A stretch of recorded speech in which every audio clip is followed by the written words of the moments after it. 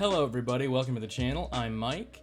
Apologies for not uploading lately. There's been a lot of changes. I moved, I started a new job. I've been sick for a while. Anyway, San Diego Comic-Con is in full swing, and I'm going to be uploading some videos with some of the top news. Whoa, hello.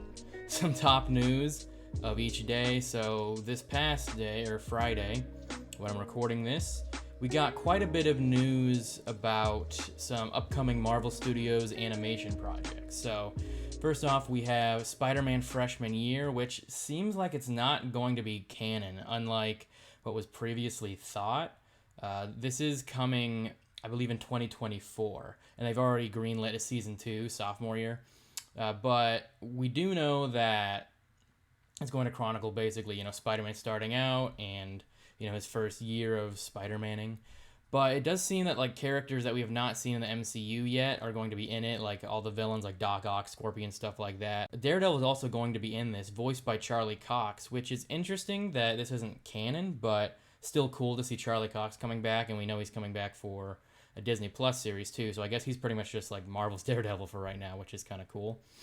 And we also know that Harry Osborn is going to be in this, and so is Norman Osborn, which makes it obvious this is not canon, because in Spider-Man No Way Home, Peter Parker had never met Norman Osborn before, or Harry Osborn, so this is supposed to be taking place, in freshman year, before those movies would have taken place, before No Way Home would have taken place, so seems non-canon. Anyway, this does look really cool, though. It seems like Norman Osborn is going to be like a mentor to Peter, which is interesting. I don't know if he's going to be Green Goblin, at first or later down the line. I don't know. There's no news about that, but anyway, moving on to XMen 1997, we got a few picks from that show, and it's coming fall 2023.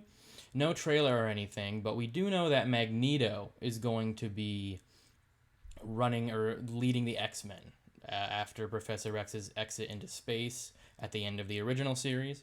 For those of you who don't know, X-Men 1990s or X-Men 97 is basically going to be a revival of the 90s X-Men animated show, but it's going to be on Disney Plus and new, obviously.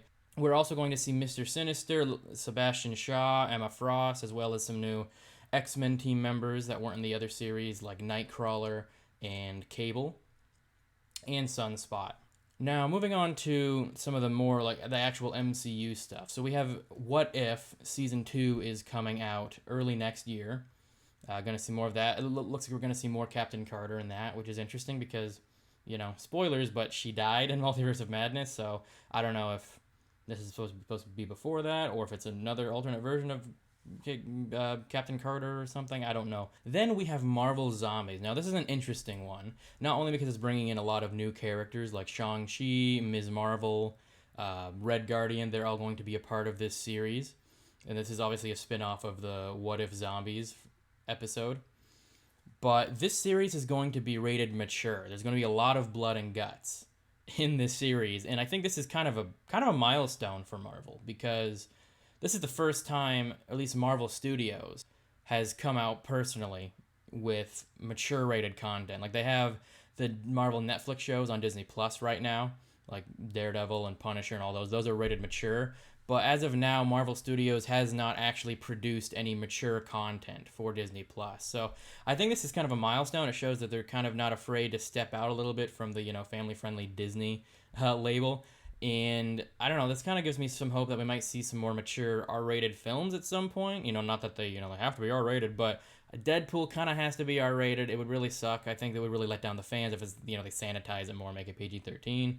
Plus, I feel like Blade kind of lends to that R rating label as well, but I guess we'll see what happens. I guess they'll probably want to see how well Marvel Zombies does, and if there's a demand for more mature content, then maybe they'll start making more. But anyway, that is all the notable Marvel animation stuff.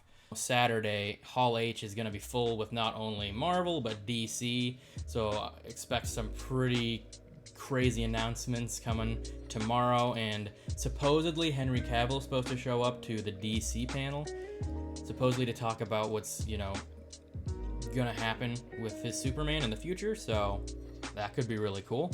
keep your eyes peeled for that. I'll be posting more videos this weekend as new news unfolds. But anyway, thank you so much for watching.